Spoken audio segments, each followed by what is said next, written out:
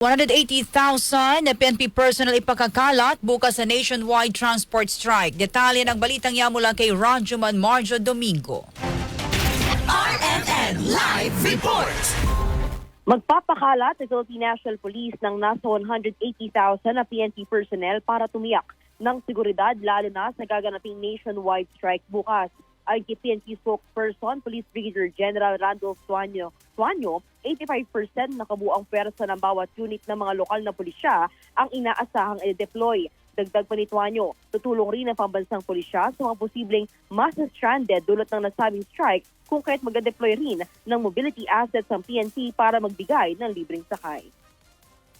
Ang sinasabi po natin is at least 85% po ng total strength po ng bawat unit ng mga locality. But then again, sinasabi nga ako, on the side na lang po, ma'am, yung deployment natin.